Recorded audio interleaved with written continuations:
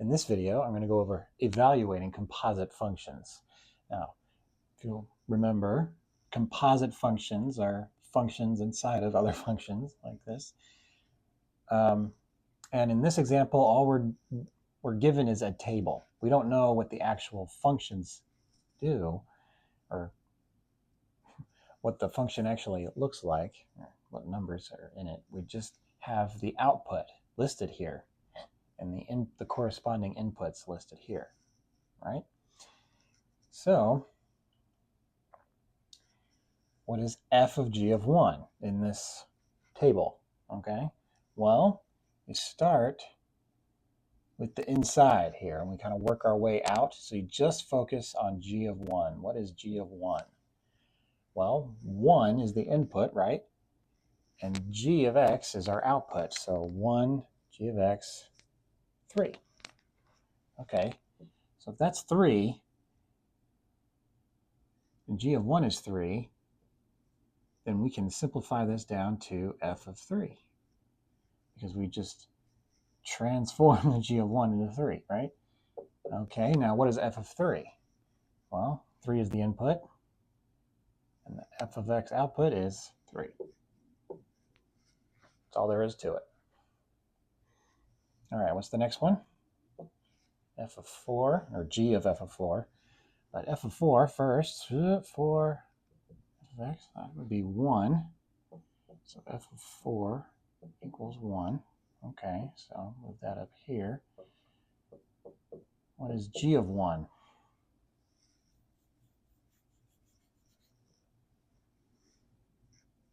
G of 1 is 3 again. Wow.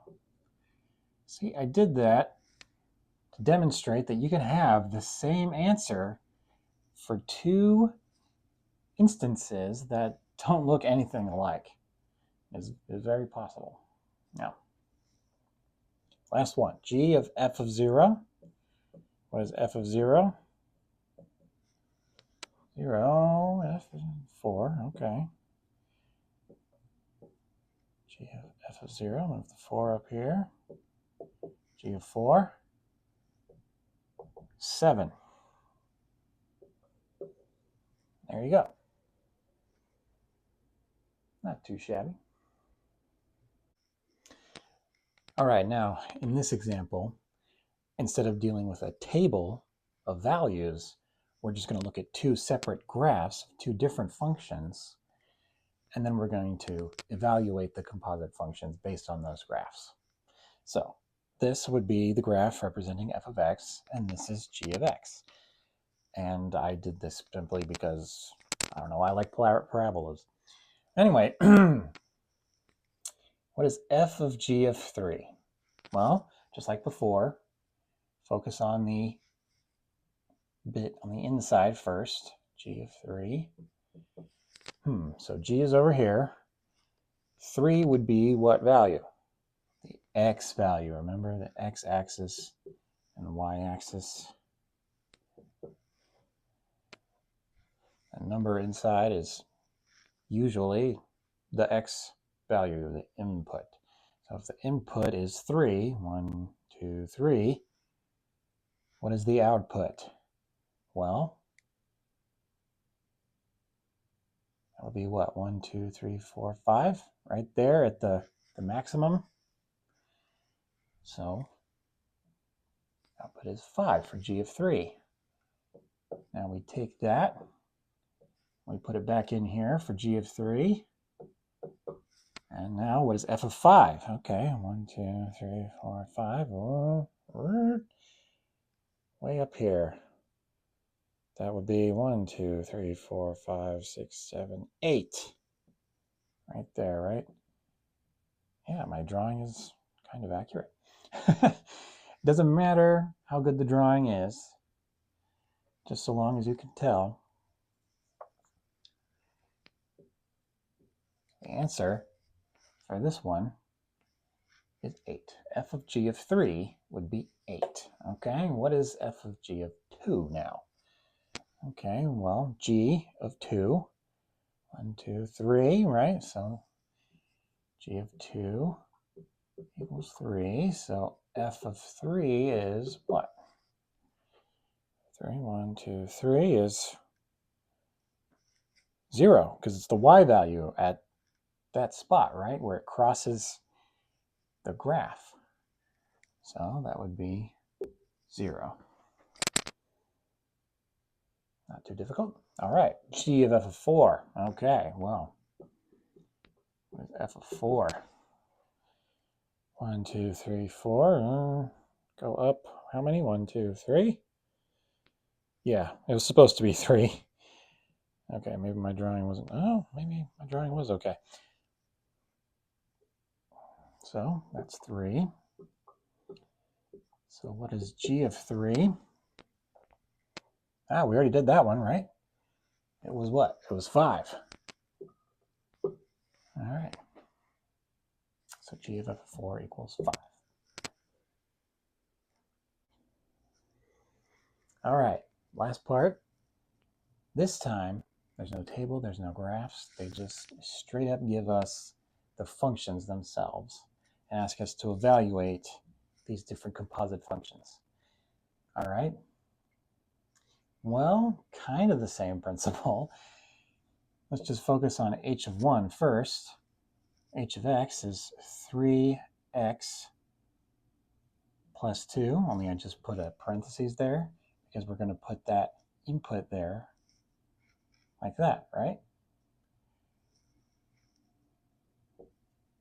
3 times 1 is 3 plus 2 is what? 5? Not too shabby. Now we, just like before, we move it back up and now we're g of 5, right? We did h of 1, now we do g of 5. 5 squared minus 5, right? Yeah, might as well put parentheses around them. Okay. 5 squared is what? 25 minus 5 is 20. All right, not bad for part A. Part B, g of 1. Okay. Maybe we could do this all at once, okay? H of g of 1, 3, right? 3.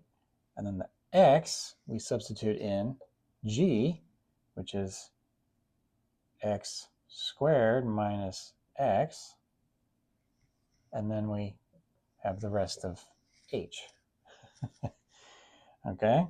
And for the number of the x that we have, we substitute in 1. Okay? 1 in for g, and then g into h. Does that make sense?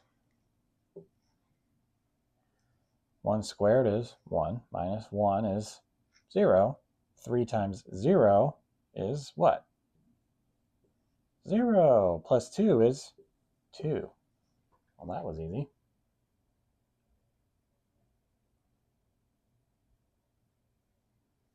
All right, last one, g of h of 5. Let's see if we can do that all in one step again. G first, okay, so x,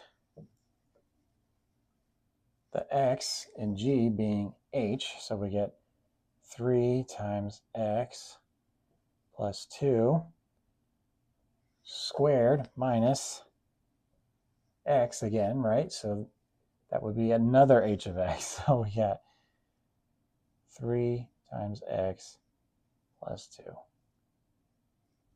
that make sense? If it doesn't make sense, just do this step again. Just do one piece at a time. The inside first, and then the outside. And get you there just as fast. All right? All right, so what is in for x? 5? Oh.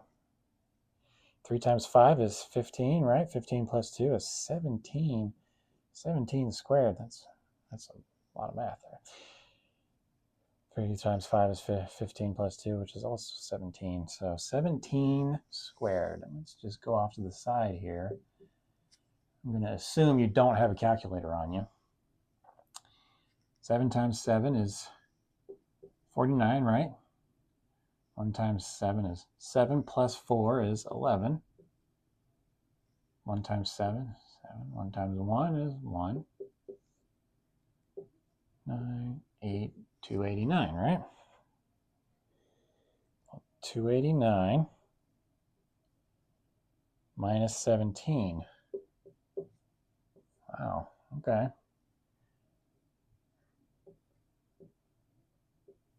272.